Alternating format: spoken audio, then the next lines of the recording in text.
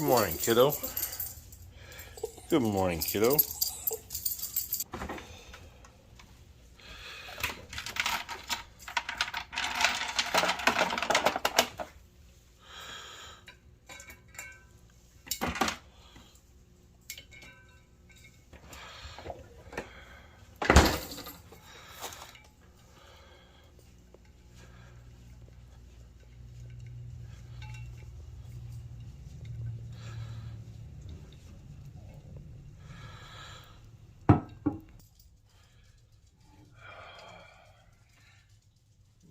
Rocking chair.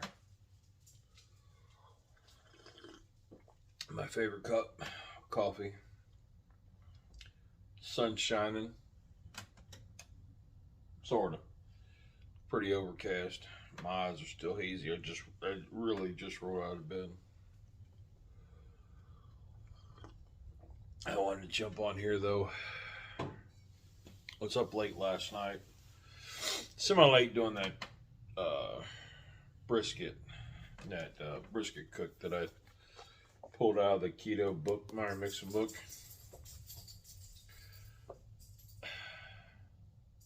I'm an idiot, flat out.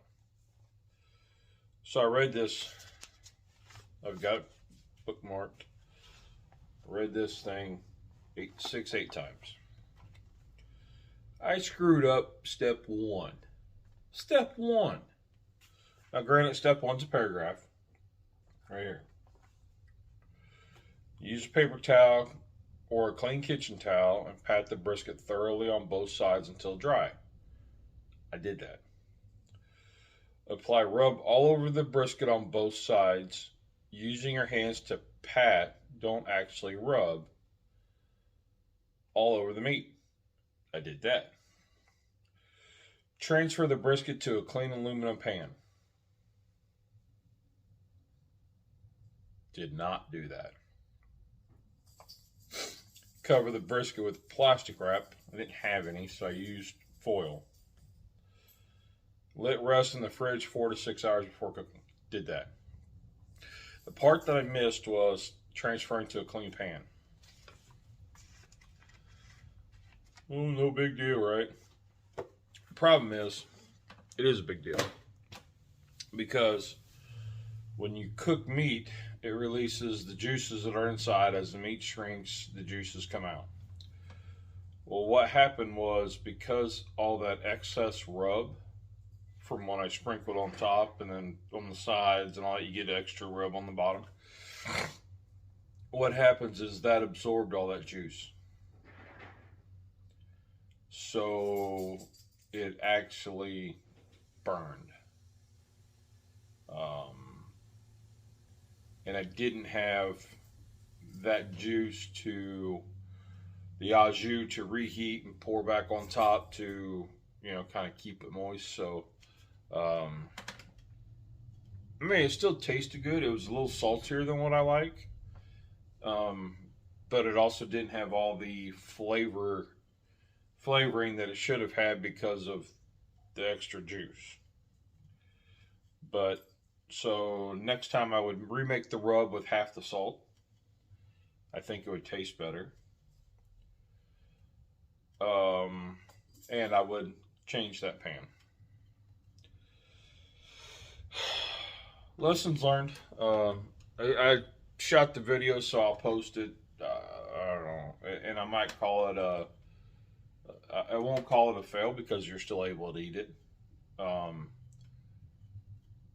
It's almost to the book, but yeah, hey, that happens. So, happy Tuesday. Cheers. So yeah, we did not podcast last night. Mama wasn't feeling good. Her congestion and allergies her sinuses are all flared up. She was starting to feel better, but she still had a cough. And she's had a cough for months. But this, whatever it is, just flared all back up. And we've had weather changes, storms in and out, so I'm sure that's part of it.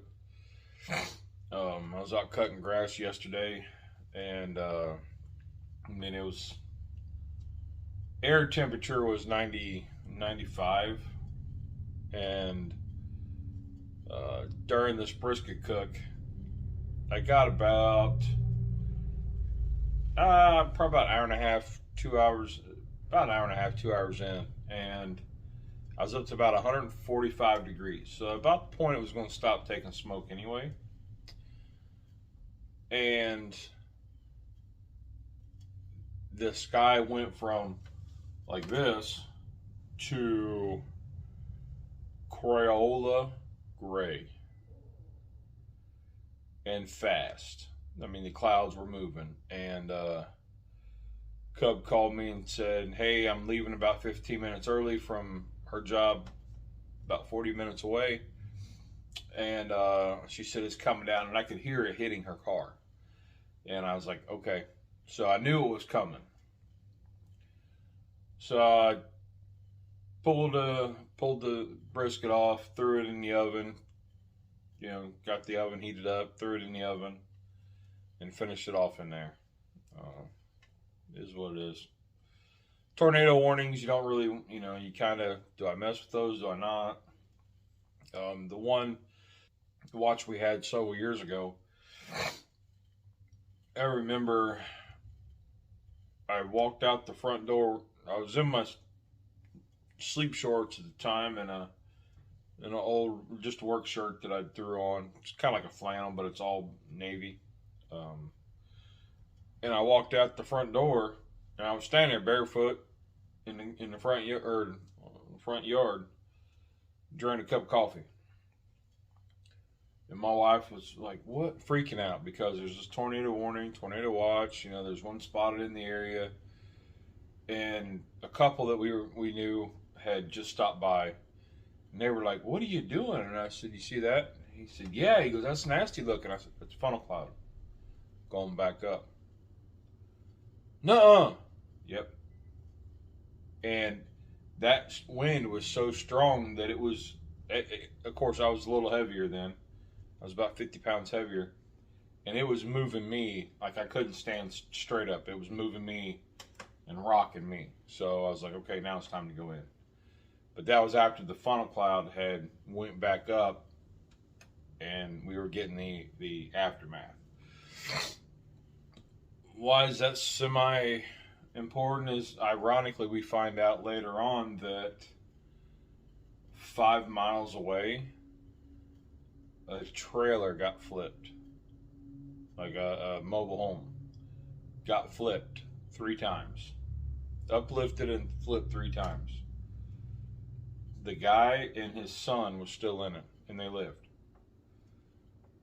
The sister was in my middle daughter's class. So here we knew the family that funnel cloud that I saw go up, we didn't know that at the time. We found that out later, that it destroyed their house and totally changed their lives. But you never know. So I brought the cook inside. Let you in on a little something. I've been dragging my feet on this project, but it's going in spurts. So let me show you. This thing started, would have been about a year and a half ago. The kids had all got COVID. I kept testing negative, but they quarantined me anyway. So, because, you know, we didn't want me to get it going through treatments. So, Mandalorian was coming out. And at the time, we didn't have any money. You know, we barely had money to pay our bills. Our household, you know. And I'm doing treatments all the time and gas and whatnot. So, I took it upon myself to take an old hard hat, and at the time, soda boxes. 12-pack soda boxes. I've since upgraded to some boxes. My Mando helmet right now. I'm still working on it. Still what they call a whip, a work in progress. So I did it black just because that's the only paint that I have. But I'm going through it, and on the seams, like this is hot glue, and on the inside is epoxy. I'm going through an epoxy, and this part here I just trimmed out the cardboard, the layers of cardboard, so it was really thin. So I added epoxy. Oops, epoxy right here. That's what's on that cardboard that you saw at the beginning of the video, to give it some rigidity. So I've got to come back in. I've done the seams on the inside here with epoxy. I got to finish this here and this here. The inside piece is out in the garage because I'm still working the inside, so I don't want to keep taking it in and out and in and out and in and out. So, but yeah, this is it. It's got the little thing on the side. It's obviously not done. I gotta do a lot more work to it. Those pieces are falling off. I tried using like a wood filler, and that's what's popping off. That didn't work. So I tried sanding that wood filler, and that didn't work either. So, but yeah, so I've got a spot here for a rangefinder if I ever decide I want to put one on. I've got a visor, a tinted visor to go in here, so this will all be blacked out. But yeah, custom made vent system for the back. I know you can't really see that, but yeah, it'll look something like this. I mean, I have a black visor on it, but yeah, Mama says, well, you gotta do something with the beard, and I'll be able to pull it up and knot it around or whatever, but it'll be all right. Been a project. I started probably about when I was locked down. I worked on it while I was watching a lot of Star Wars, and put it down for a while. Then the next season of Mando come out, and I was like, yeah, Book of Boba, Mando. So I started looking up, trying to buy another helmet, and I was like, you know what? You already started this one. Let's work on it. So I got the cardboard out, started saving boxes, and made it. Now, does it look correct? No. It's my version. Mando's is smooth here, like up here. And I thought about I could fill it with foam and trim it, but that's too much. This will look just fine. I think it'll be just fine when I get done. Got the pieces here, the ear pieces. This one's got the spot for the rangefinder attack mode, if I want to do that. So, but I don't know. It's been a fun project. Learning quite a bit about my skills, and this has been one of those projects that I'm finishing through brain surgery. So it's kind of a bittersweet to finish it, because then it's a project that I've been working on for so long. There'll be a lot of joy when it's done, but then it's done, and then it's like, what else moves me to keep working? But then if I don't ever finish it, then I didn't finish anything after brain surgery. So it's kind of like so I'm working on it slowly. That's the project on the table now. That was the mess on the cardboard. I'm gonna set my coffee down. But cheers. My favorite cup.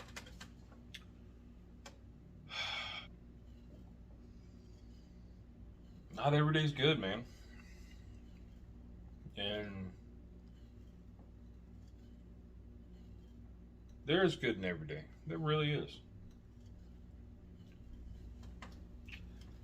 So yeah, so you know, I got my venting out, and you know, my oldest daughter was on my mind, and you know, I sent her a message. Didn't get any response, so you know, maybe she'll find it in her heart to send something back. I don't know, but anyway,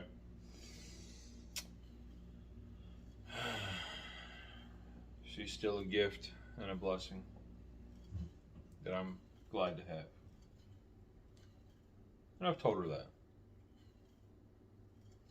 All my kids are.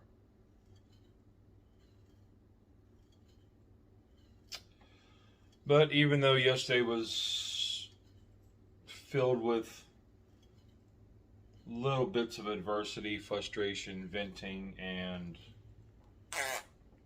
I don't know, whatever else you want to call it, life.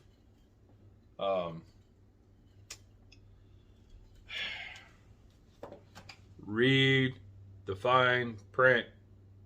Well, not even the fine print. Read and understand every line, because that one step, part of step one, didn't screw up the whole cook, but didn't make it as good as it should have been. So, alright, so now I got to do it over. Damn the bad luck. But anyway. So, let's, that's my breakfast, chat. So, it's going to be a good day. I can see it. And, hey, every day may not be a good day, but there's something good in every day. And I'm starting to remember that. Because I usually twist it up and tongue tie it. But anyway, y'all are awesome. Remember, you're doing the best you can in this situation. You've not been here. You've not done this. So you don't know how it's supposed to be.